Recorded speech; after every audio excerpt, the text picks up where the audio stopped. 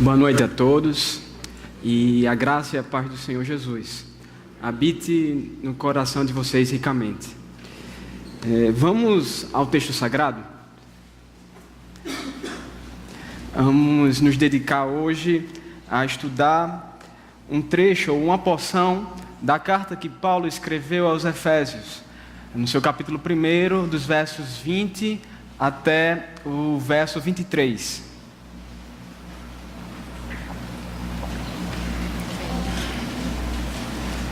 Nós vamos tratar de dar continuidade à série de mensagens que vem sendo trabalhada domingo após domingo, que tem por título Siga-me, um convite ao discipulado. Essa série tem como objetivo tratar acerca das principais questões que a Bíblia nos oferece acerca do discipulado genuíno e autêntico. Nós começamos, se eu não estou enganado, há 3 semanas atrás, há 3 domingos atrás. E estamos lançando os fundamentos do genuíno e verdadeiro discipulado, tal qual nós encontramos nas Escrituras. E ainda hoje faremos isso. Lançaremos mais um dos fundamentos sobre o qual o verdadeiro discípulo está alicerçado.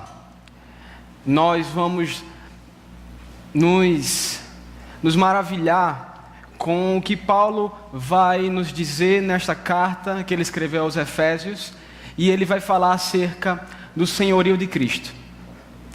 O senhorio de Cristo é um tema de fundamental importância para todo aquele que pretende ou todo aquele que se diz discípulo de Cristo. E nós vamos ver por quê.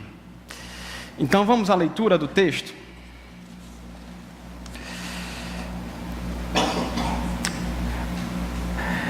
Este poder Deus exerceu em Cristo, ressuscitando-o dentre os mortos e fazendo sentar-se à sua direita nos céus, muito acima de todo principado, autoridade, poder, domínio e de todo nome que se possa ser pronunciado, não só nesta era, mas também na vindoura.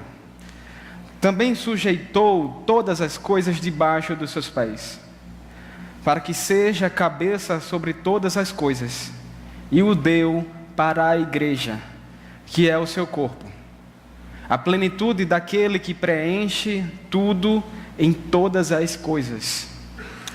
Vamos orar? Pai, nós te bendizemos por tua maravilhosa, rica e santa palavra, pois ela é a verdade, na qual não há engano, nem há falsidade.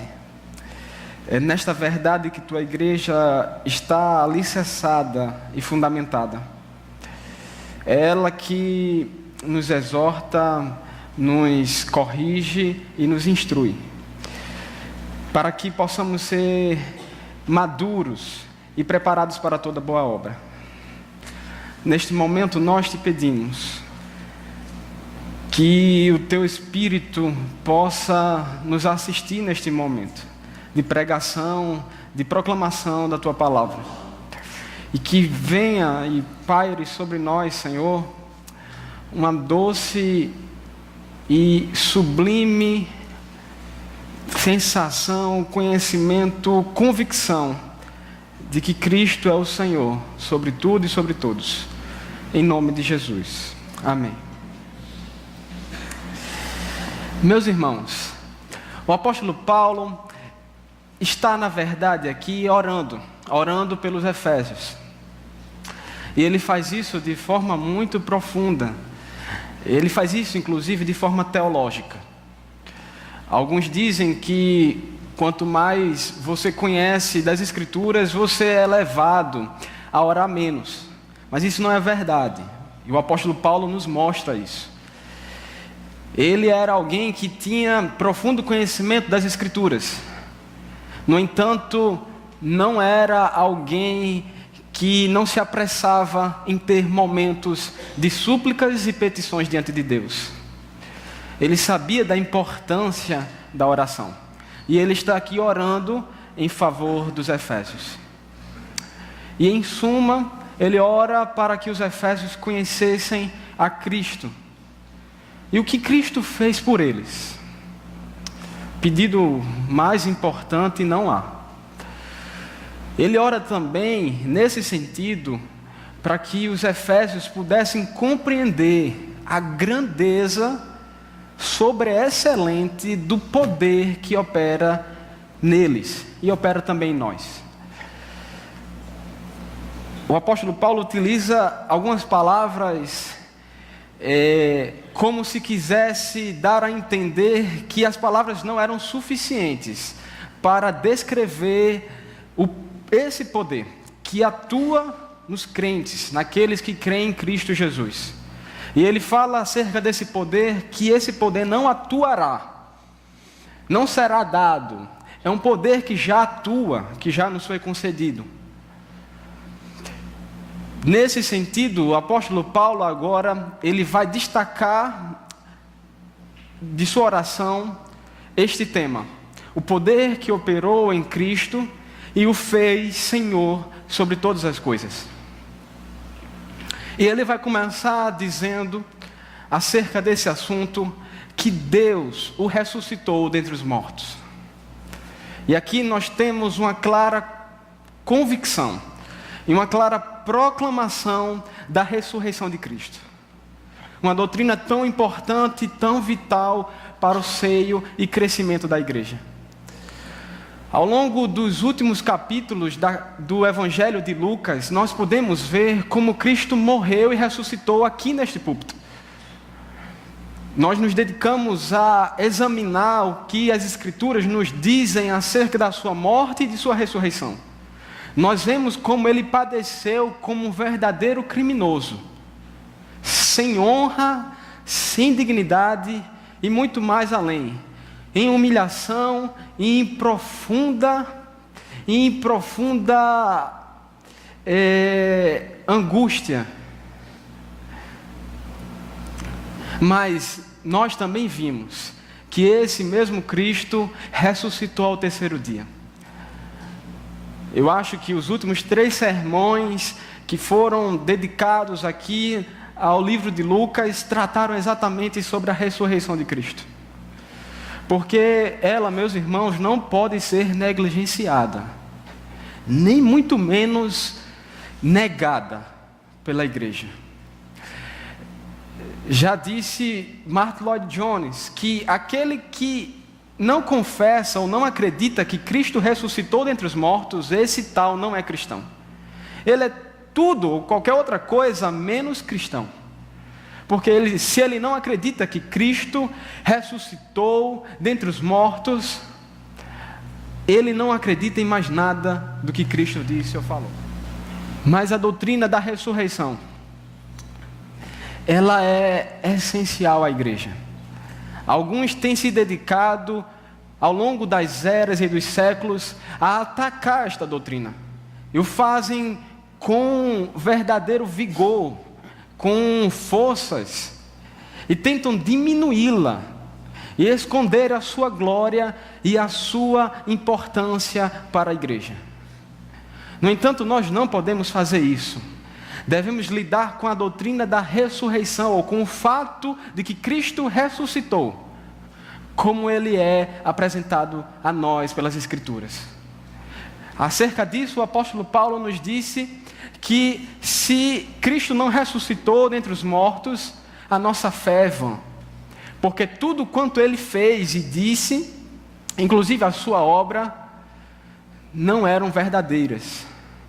E vocês conhecem aqui aquele pensamento, ou aquele argumento de C.S. Lewis, que ele disse: ou Cristo é um fanático, um lunático, um louco, que fala coisas que não tem um pingo sequer de razão, ou ele é um mentiroso, um blasfemo, que diz ser o Filho de Deus, mas não é, ou uma terceira opção: ele realmente é quem ele diz ser, o Filho de Deus. Mas a ressurreição de Cristo, ela vem por fim a toda e qualquer controvérsia, porque ela é um sinal da parte de Deus, público, notório a todos os homens, ainda mais irrefutável, incontestável, da filiação de Cristo Jesus. Quando Deus ressuscitou a Cristo Jesus, Ele estava dizendo a todos os povos, a todo o universo, que Cristo Jesus era realmente o seu Filho, ou é realmente o seu Filho. Não apenas aquela voz que foi ouvida no batismo, ou não apenas na transfiguração, mas agora uma manifestação a todos os homens, em todos os lugares e em todos os tempos, de que Cristo é realmente o Filho de Deus.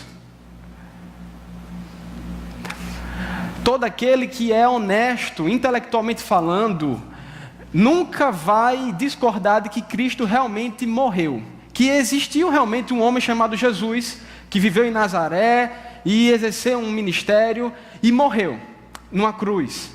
No entanto, a discordância e a controvérsia vai se estabelecer exatamente aqui, na ressurreição de Cristo. Eles dizem que não pode, que Cristo não ressuscitou dentre os mortos. E é exatamente aqui que nós temos que batalhar pela nossa fé, anunciando a ressurreição de Cristo não como um apêndice à nossa proclamação do Evangelho, não apenas como algo que nós deixamos para falar nos 2 últimos minutos finais, aos 45 do segundo tempo. É bem verdade que o centro e o âmago do Evangelho é a justificação pela fé somente. No entanto, a ressurreição de Cristo é tão assombrosa quanto a sua morte expiatória. Cristo ressuscitou e ressuscitou para sempre. Diferente de muitos homens que nós vemos nas Escrituras, exemplos de pessoas que ressuscitaram, no entanto, que voltaram num próximo encontro com a morte, a perder para a morte. Nós vemos isso com a filha de Jairo, por exemplo. Cristo mesmo a ressuscitou. No entanto, ela não teve uma vida eterna. Ela veio a encontrar a morte posteriormente. Mas com Cristo não. A ressurreição de Cristo é singular. É distinta de todas as outras. Porque Ele ressuscitou, e ressuscitou, tornou a viver para nunca mais morrer. Olhemos para Cristo e vejamos um que é inconfundível, inigualável. Acerca de um tal assim, nós nunca ouvimos falar. Um que ressuscitou, levantou dentre os mortos, mas agora Ele triunfa de forma altaneira, de forma majestosa sobre a morte, sobre o inferno e sobre o pecado. E sobre o diabo. Cristo ressuscitou. Mas a ressurreição de Cristo, ela tem algo a mais para nos dizer.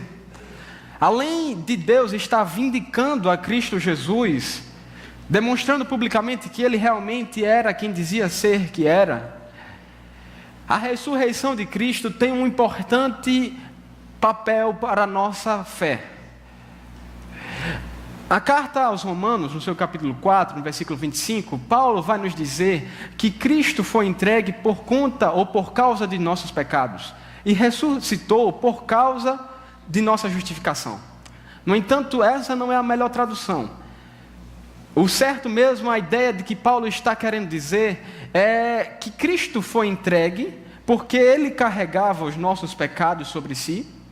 Ele estava carregando diante de Deus, assumiu a nossa posição e por isso foi entregue à morte. Por outro lado, Cristo ressuscitou não para nos justificar. A ressurreição de Cristo não tem esse sentido ou esse significado de nos fazer justos diante de Deus. A obra vicária, a obra de salvação foi consumada na cruz do Calvário. Pois foi Ele mesmo quem disse: está tudo consumado.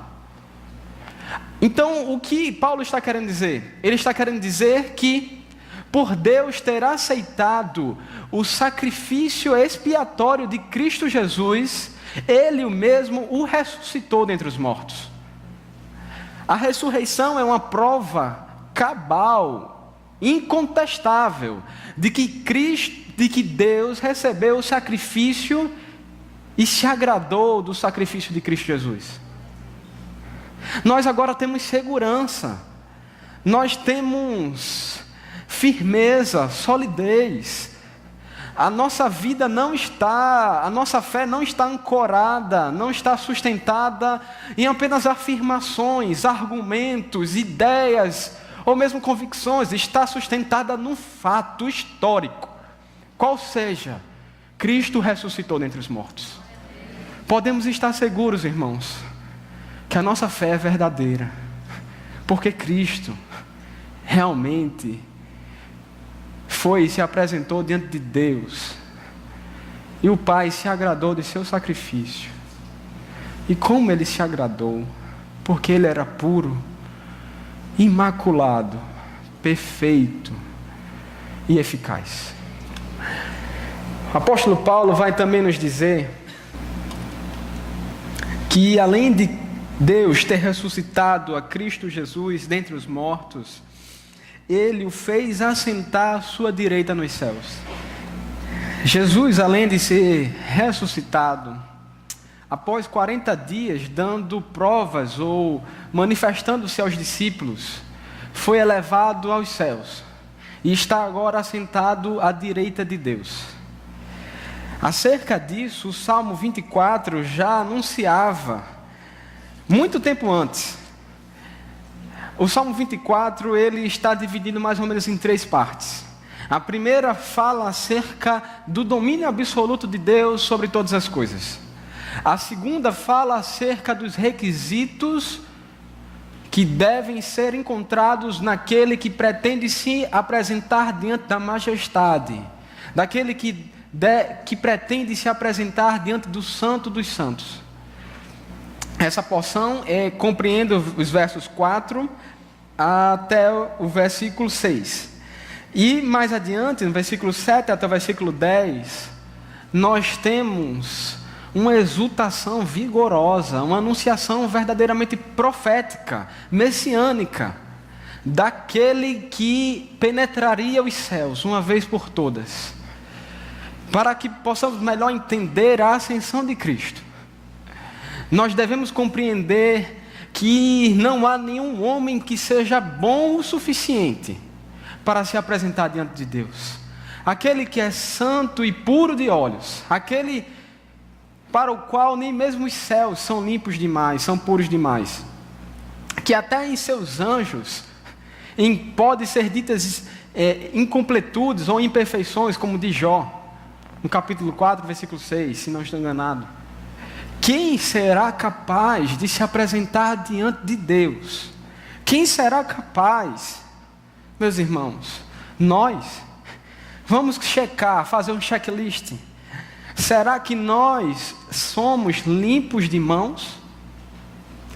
Ou será que as nossas mãos por vezes têm se sujado com aquilo que é pecado? Ou será que nós somos puros de coração? Que o nosso coração só deseja a Deus e a Deus somente? Ou será que por vezes o nosso coração se deixa levar por aquilo que é mal, aquilo que é maligno?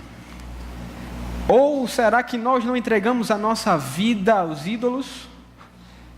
Isso é uma constante em nossas vidas. Facilmente nos deixamos levar pelos ídolos e pelas suas falsas promessas. Essa, inclusive, é a temática, penso eu, central do texto do livro de Juízes, que nosso pastor está se dedicando, ou se dedicou agora, a escrever um livro.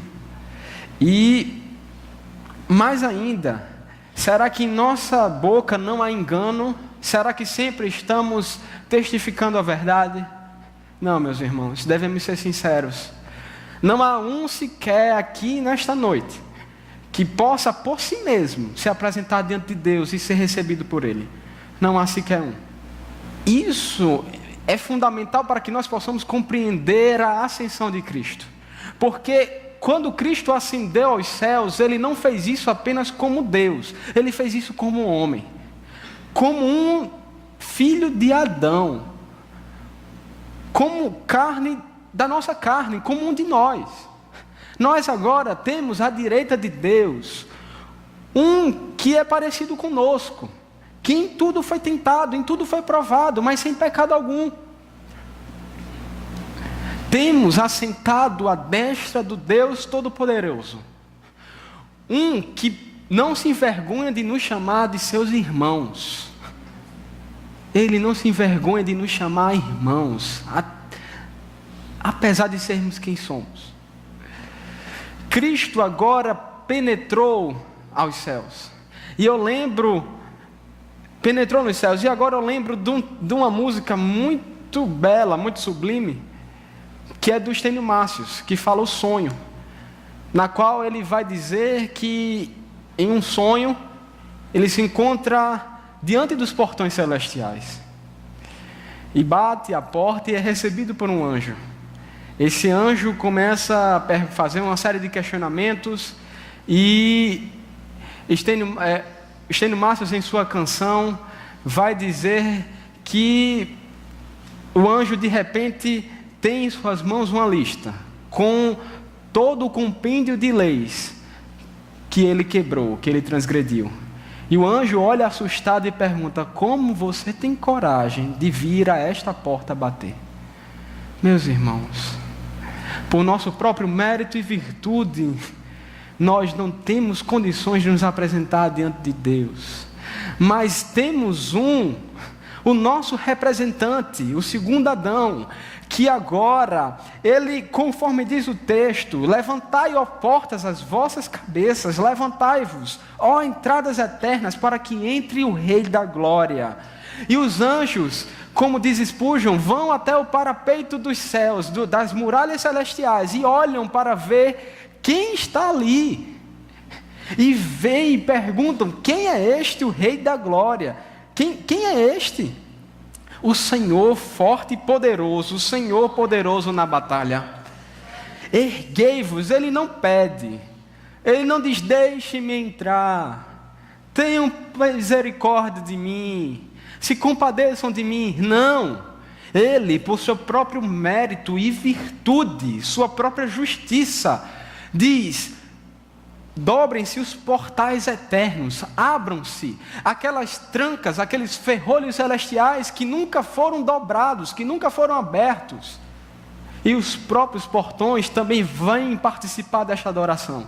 E dobram-se diante daquele que João Batista disse: eu não sou digno de desatar a sandália dos seus pés. Agora ele caminha com aqueles pés que ainda, quem sabe, traziam um pouco da sujeira do barro que pisara na terra, ou ainda estavam manchados pelo sangue que escorreu até o seu pé e depois pingou a terra. Oh, meus irmãos, Ele penetrou nos céus. Ele está assentado à direita de Deus. Um como nós, como você, como eu. Eu acho que nem a mais brilhante das mentes poderia imaginar algo assim. Um Deus que se faz homem, para compartilhar de nossa pobreza, para ser pobre como nós, e depois Ele volta aos céus e se assenta à direita da majestade. Na ascensão de Cristo, em último lugar, nós também temos um precursor. A ascensão de Cristo, ela é igualmente importante no seu senhorio, porque a ressurreição e a ascensão são as duas âncoras firmes e inabaláveis nas quais, ou sobre as quais, o senhorio de Cristo está fundamentado. São as provas inconfundíveis, são as provas irrefutáveis. Mas na ascensão, em último lugar, nós temos Cristo Jesus, ou nós vemos Cristo Jesus como o nosso precursor. Nós lembramos que quando Deus criou Adão, Ele o colocou no jardim, e o colocou como Senhor de todas as coisas, para governar sobre tudo, como até um vice-rei, como seu governante. E Ele colocou todas as coisas debaixo do poder de Adão. Mas Adão facilmente foi enganado pela serpente. E aquele governo, a sua exaltação foi abalada, foi restringida. No entanto, o homem que agora precipitou por seu próprio pecado a criação também para a corrupção, ele, no segundo Adão, vê o restabelecimento de todas as coisas, de toda a criação, a reconciliação de tudo quanto há em Cristo Jesus, no segundo Adão. Essa doutrina nós vemos particularmente ou especificamente manifesta na carta que Paulo escreveu aos Romanos, no capítulo 8, versículo 19. Toda a criação espera a manifestação dos filhos de Deus, pois a criação aguarda ansiosamente a revelação dos filhos de Deus, porque a criação ficou sujeita à inutilidade, não por sua vontade, mas por causa daquele que a sujeitou, na esperança de que também a própria criação seja libertada do cativeiro da degeneração ou da corrupção, para a liberdade e da glória dos filhos de Deus. No primeiro Adão, a criação foi precipitada ou lançada à corrupção, e o homem que era senhor de todas as coisas, agora perdeu esse domínio, não totalmente, mas esse domínio foi, uma vez por todas, restringido, diminuído. Não é nem de longe como aquele primeiro domínio. No entanto, agora o segundo Adão vem restabelecer esse domínio. E esse é o argumento de Paulo aos Colossenses. Ele diz o seguinte: olha, vocês foram unidos a Cristo em sua ressurreição, em sua morte e em sua vida. A sua vida, inclusive, está em Cristo Jesus. E agora vocês estão aguardando a manifestação gloriosa de Cristo. Ou seja, se nós estamos unidos a Cristo em sua ressurreição, em sua morte, em sua vida, nós também seremos participantes com Ele de sua glória. Com isso eu quero dizer que Cristo assentado à direita de Deus é um sinal de que um dia, e essa obra já começou, nós estaremos mais ainda num estado melhor do que o primeiro Adão, quando ele era senhor de todas as coisas. Nós estaremos agora com o segundo Adão, cujo domínio e o senhorio são muito mais excelentes. Na ascensão de Cristo à direita de Deus, nós podemos olhar e ver uma firme segurança de que nós participaremos com Ele de sua glória. E o domínio que tínhamos perdido, um dia nos será facultado a participarmos com Ele de seu reino e de sua glória. No entanto, não é só. Paulo agora vai nos dizer o alcance de seu senhorio. Ele vai tratar, numa das manifestações mais belas, de descrever o senhorio de Cristo Jesus. Ele vai dizer que Cristo está assentado à direita de Deus, muito acima de todo principado, autoridade, poder, domínio e de todo nome que possa ser pronunciado, não nesta era, não só nesta era, mas também na vindoura.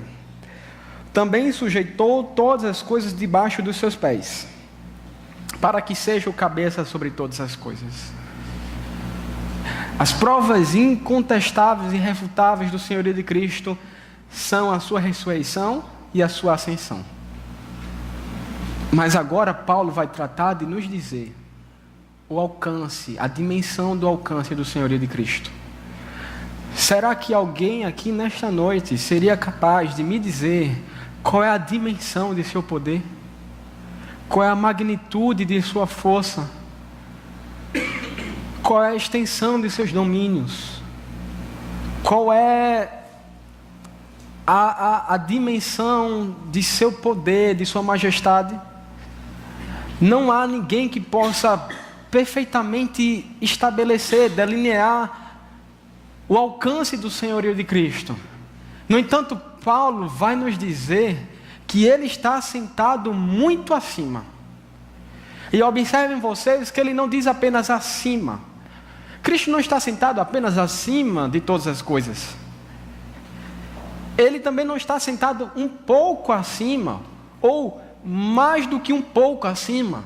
Cristo está sentado muito acima. Muito acima é algo que vai nos dizer acerca do seu senhorio soberano.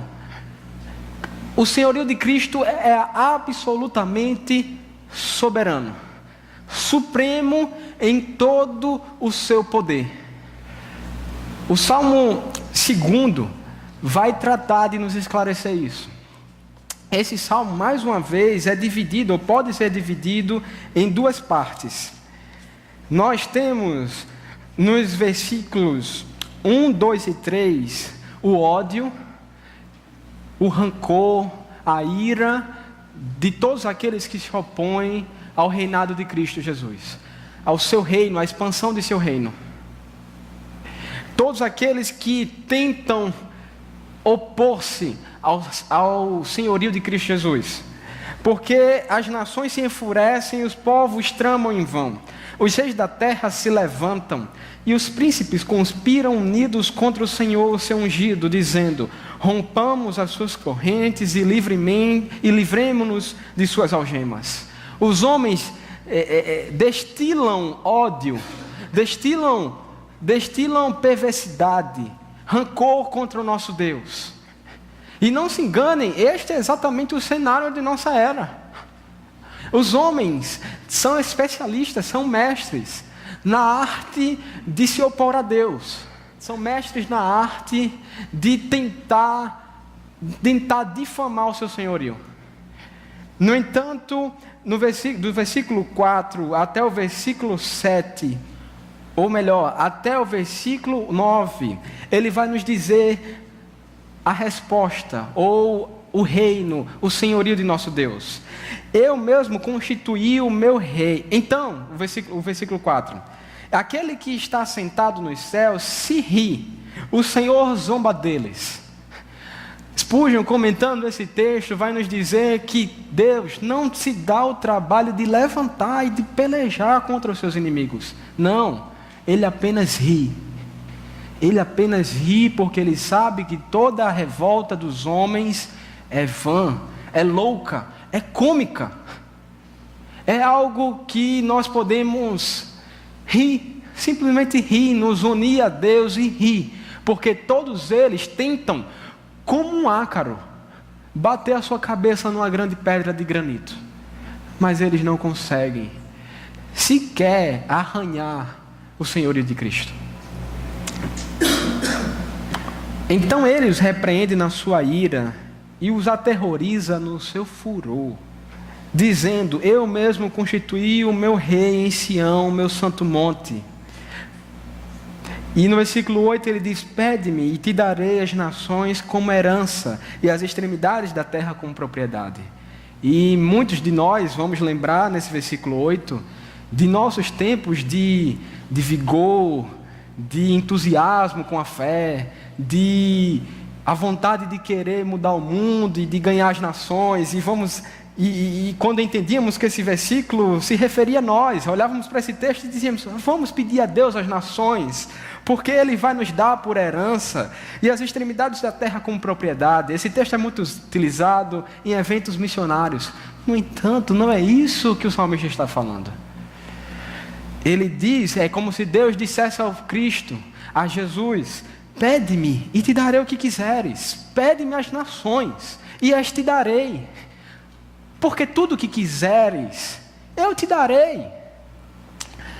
Acerca disso, o nosso Cristo não deve ser entendido ou visualizado como um que está rogando um pedinte, como um orante que está diante de Deus e está dia após dia clamando. Não, ele deve ser visto como um sacerdote rei que está à direita de Deus e pede o que quiser a ele, e Deus se agrada de conceder. E os versículos 10 a 12 vão nos dizer o comportamento apropriado a todos os homens, um comportamento de sujeição, de submissão. Ele diz: agora, ó reis, sede prudentes, Juízes da terra, acolhei a advertência, cultuai ao Senhor com temor e regozijai-vos com tremor.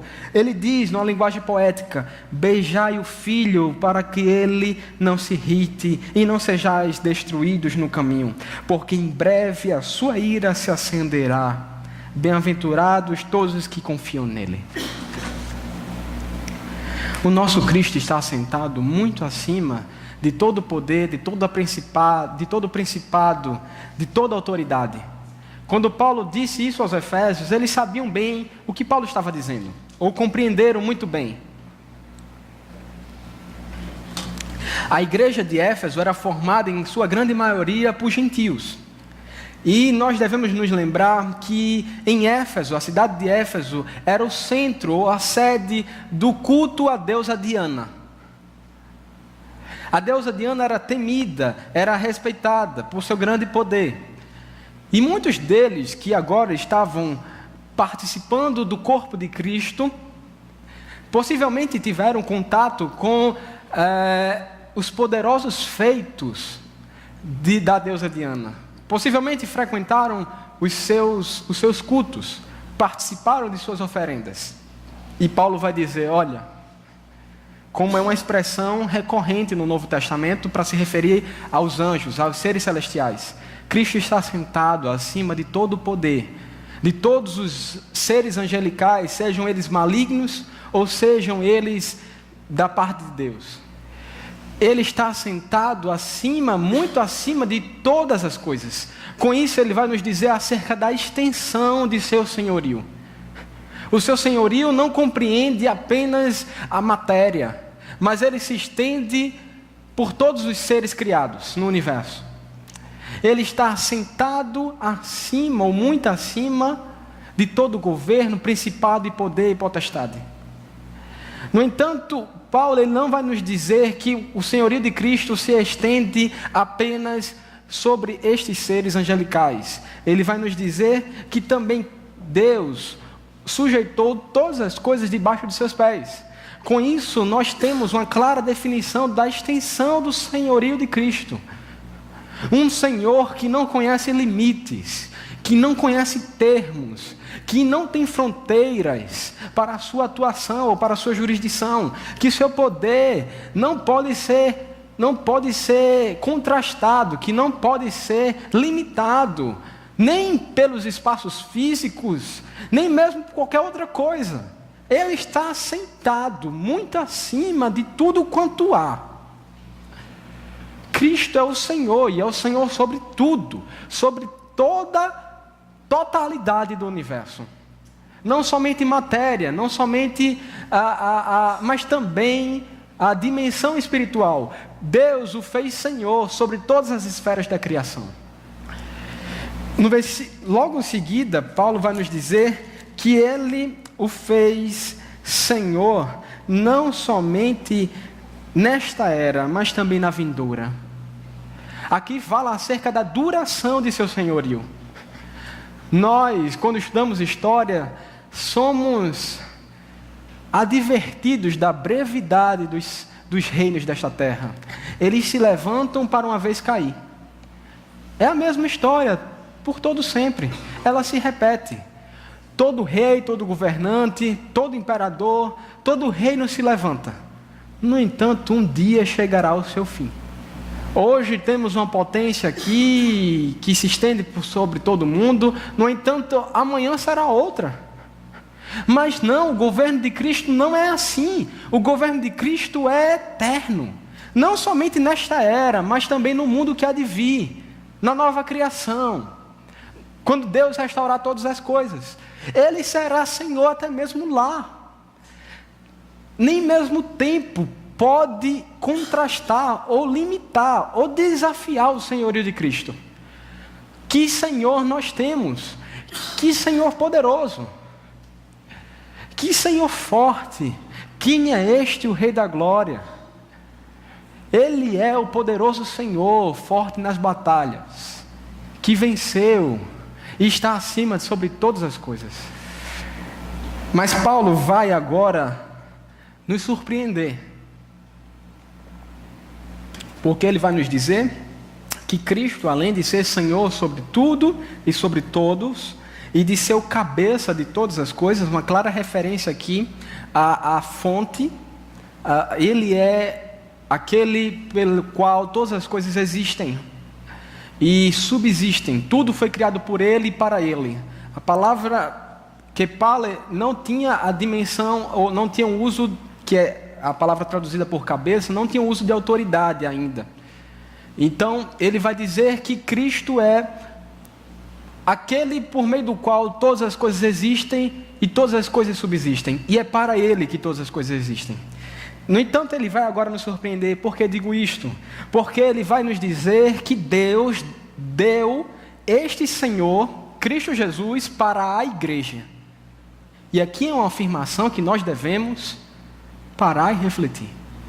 Deus o deu para a igreja, o Senhor de todas as coisas. Martin Lloyd-Jones, quando está comentando esse texto, ele vai nos dizer: eu hesito falar isso, mas é verdade. Cristo foi dado como Senhor de todas as coisas para a igreja, ou para benefício da igreja. Ele governa sobre tudo e sobre todos, para a glória de Deus Pai, em benefício da sua igreja. Paulo vai nos dizer que a igreja é o seu corpo. Uma clara referência aqui à ligação íntima e indissolúvel que a cabeça tem com o corpo. Cristo está unido à igreja, é uma união orgânica, é uma união vital. Nós estamos unidos a Cristo e encontramos nele toda a nossa identidade, toda a nossa vida, todo o nosso fôlego, todos os nossos ideais, toda a nossa doutrina, tudo aquilo que acreditamos, tudo aquilo que precisamos saber para ter uma vida agradável diante de Deus. Encontramos em Cristo tudo o que precisamos. A igreja encontra em seu Senhor tudo aquilo do qual ela precisa. Ela é o seu corpo. E aqui ele vai mais uma vez nos surpreender. Vai dizer que ela é a plenitude daquele que preenche tudo em todas as coisas. E devemos ter cautela com esta afirmação. Deus não somente deu este Cristo à igreja, para que ele governasse sobre tudo em benefício dela e para a glória de Deus Pai, mas também ele se agradou de nos fazer a sua plenitude. Meus irmãos, a dimensão, a profundidade desta afirmação não pode ser por nós compreendida tão ligeiramente. Devemos nos assentar e prestar atenção naquilo que Paulo está dizendo. Se você não tem tempo a gastar para considerar as Escrituras e a profundidade e os mistérios desta palavra, que é santa e infalível, você certamente nunca sairá da superficialidade. Mas quando nós nos debruçamos sobre esta afirmação, nós vamos ver que tal qual um noivo não é pleno sem a sua noiva, e tal qual uma videira não é plena sem os seus ramos, Cristo se agradou em sua soberania de não ser pleno sem a sua igreja. É como se ele dissesse: eu, noivo, estou em casa, mas a minha noiva não está aqui. Eu estou sentindo falta dela, eu não estou completo. Não que Cristo careça de qualquer coisa. Não, ele é autossuficiente, mas ele se agradou de nos ter como a sua plenitude, de nos ter como a sua porção completa. Somos nós, logo nós, aquele povo que Deus se agradou de se unir a ele e de não se sentir completos sem essa união. Ele nos chamou para si, agora fazemos parte de seu próprio ser, porque estamos inseridos nele, somos um com ele. Oh, meus irmãos, prostremo-nos em terra em adoração ao nosso Deus. Dito tudo isto, essa parte doutrinária, você pode estar perguntando: sim, mas o tema é discipulado. E como isso se relaciona com o discipulado? Uma primeira consideração que nós podemos fazer acerca deste texto, aplicando ao discipulado bíblico, é sabermos que nós não podemos, por nós mesmos, fazer de Cristo nosso Senhor. Há uma crença muito difundida no meio da igreja popular, no meio popular da igreja, de que nós precisamos ou devemos fazer de Cristo o nosso Senhor. Não há engano tão grande como este. Nós não temos o poder de fazer Cristo o Senhor. Ele já é o Senhor. E é o Senhor sobre ímpios e sobre justos, sobre a sua igreja e sobre os ímpios. Ele é o Senhor sobre tudo. E quem o fez Senhor foi Deus. O verdadeiro discípulo, o discípulo de Cristo Jesus, não pode ser admoestado nestes termos: faça de Cristo o seu Senhor, como se os homens pudessem fazer isso. O convite ao Evangelho nunca deve ser nestes termos: faça de Cristo o seu Senhor. Não. O convite ao Evangelho deve ser o seguinte: dobre-se em terra ao senhorio de Cristo. Reconheça e submeta-se ao seu senhorio. Ou nas palavras de Paul Washer, nós temos exatamente isso. Receber o Evangelho é abrir ou expor a vida de uma pessoa ao senhorio de Jesus Cristo. E o evangelismo moderno frequentemente ensina que os homens devem fazer de Jesus o Senhor de suas vidas. Seria melhor dizer-lhes que Jesus é o Senhor de suas vidas, que elas hoje se prostrem diante dele em amor, ou cerrem os punhos em ódio. Deus não convida os homens para fazerem de Jesus o Senhor, como se elas tivessem tal poder, mas para viverem em absoluta submissão ao Senhor que Ele mesmo constituiu. Nós devemos ter cautela e não tratar o Senhor como algo subjetivo, como se Ele fosse Senhor para alguns e para outros não. Ele é Senhor sobre tudo e sobre todos. Ele mesmo é Senhor e foi feito assim pelo Pai. Devemos reconhecer isso.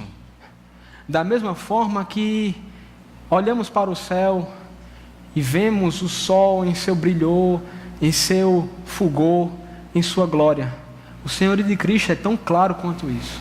E o que significa, em outras palavras, submeter-se ao senhorio de Cristo? Submeter-se ao senhorio de Cristo pode ser inclusive perigoso. Porque quando nós nos dobramos e reconhecemos o seu senhorio, submetendo-nos a Ele, Ele tem o poder de pedir o que quiser de nós. Porque Ele é Senhor e tem tal direito. Ele pode pedir qualquer coisa de nós. E a primeira coisa que Ele pede, ou que Ele exige que nós lancemos fora, é a nossa autonomia. Algo tão pregado nos dias de hoje, que nós podemos ser livres e fazer o que quisermos. Essa, inclusive, é a fundamentação, é a argumentação que serve de base para o cometimento de aborto. Olha, a mulher é livre, ela tem autonomia sobre o seu próprio corpo. Isso chega a ser ridículo. Chega a ser ridículo. E por isso ela pode fazer com ele o que quiser. Isso, inclusive, é contra a ciência. Olhe onde a autonomia que está sendo pregada, a autonomia humana está nos levando. Mas os homens não têm esses direitos. A igreja deve se prostrar diante de Deus e deixar um pouco atrás a sua autonomia, porque agora ela não tem mais vontade. A sua vontade é a vontade do Pai. Ele tem o direito de pedir qualquer coisa daqueles que confessam o seu senhorio. O mesmo Jesus que convida os cansados a vir a si, também pode pedir qualquer coisa deles, até mesmo enviá-los para perderem suas vidas pela sua causa neste mundo caído e tenebroso. Nós não devemos guardar restrições ou esferas de nossas vidas do senhorio de Cristo. Eu lembro que, conversando com algumas pessoas mais jovens, elas relatam que os cultos missionários eram para elas uma verdadeira sessão de terror, porque elas ficavam assustadas com um convite ou com um chamado de Deus para deixar tudo e todas as coisas e para servi-lo na proclamação do seu evangelho. Oh, meus irmãos, mas nós não devemos tratar o chamado de Deus assim. Devemos nos dispor, inclusive, alegremente ao seu senhorio, para que Ele se agrade de usar a nossa vida como Ele bem quiser. E se for de tal forma que morramos anunciando que Cristo é o Senhor, não haverá coisa melhor para nós. Não haverá glória maior para nós. Uma outra aplicação que brota deste texto é exatamente uma que fala muito diretamente conosco.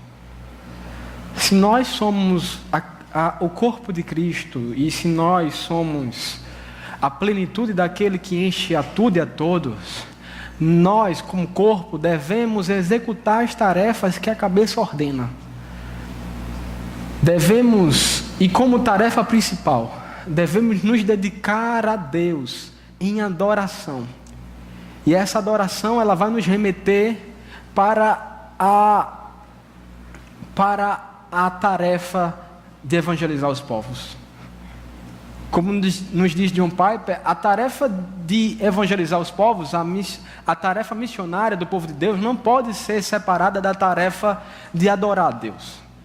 Porque quando nós estamos proclamando as boas novas às nações, estamos trazendo os povos para adorar a Deus. Porque se não anunciarmos a mensagem, eles certamente não adorarão a Deus. Como eles virão se não há quem pregue? Nós devemos proclamar a mensagem do Evangelho. E devemos fazer isso com fidelidade, com intrepidez, com robustez, de forma resoluta. A igreja deve se levantar para proclamar as boas novas de salvação. Se somos o seu corpo, nada mais natural do que dar expressão, do que dar concretude à cabeça. Somos a agência de Deus aqui nesta terra. E devemos evangelizar para a glória de Deus Pai e para benefício dos homens. Um verdadeiro discípulo é aquele que se submete ao senhorio de Cristo, mas é também um discípulo que faz discípulos, que está sempre anunciando a mensagem do Evangelho. E não precisa ser em outros países, mas em nossa casa, em nossas festas de São João, em nossas reuniões, em nossas conversas. Devemos anunciar a glória de Deus Pai, que fez a Cristo Jesus Senhor sobre tudo e sobre todos. Aqueles que não serão regidos pelo cajado amoroso do pastor, serão regidos pela vara de ferro, cheia de ira, do nosso Senhor. Porque, como disse Thomas Watson, o inferno é o local onde os ímpios estão morrendo, mas nunca ou jamais morrerão. Nós temos que anunciar que existe um Senhor que também é Salvador dos homens. Façamos isso em submissão ao seu senhorio e vivamos uma vida de reconhecimento e de submissão ao seu poder, porque Cristo Jesus Cristo é o Senhor. Esse, inclusive, é um dos credos ou uma das confissões mais antigas da igreja, se não for a mais antiga. E era tão relevante para os nossos irmãos primitivos. Mas parece que hoje não existe tanta relevância assim. Uma das razões, penso eu, principalmente aqui no Brasil, é porque ela é o slogan de uma empresa da fé. Mas nós não devemos deixar que isso, de alguma forma, ofusque a preciosidade desta verdade. Jesus Cristo é o Senhor. Vamos orar? Deus Supremo, Senhor sobre tudo e sobre todos. Estamos aqui, Senhor. Estamos aqui porque o Senhor nos chamou e nos trouxe para si, de forma amorosa, para participar de Teu senhorio e para sermos beneficiários do Teu senhorio. Não existe grandeza maior que nós possamos contemplar Cristo Jesus como Ele realmente é, como o Senhor de todas as coisas, e que tudo em nossa vida esteja entregue ao senhorio de Cristo. O nosso casamento, os nossos relacionamentos familiares, a nossa profissão, os nossos ofícios, a nossa igreja, o nosso trabalho e tudo mais. Que Cristo Jesus seja Senhor, inconfundível sobre nossas vidas, porque Ele já é. Que nós venhamos nos dobrar a Ele.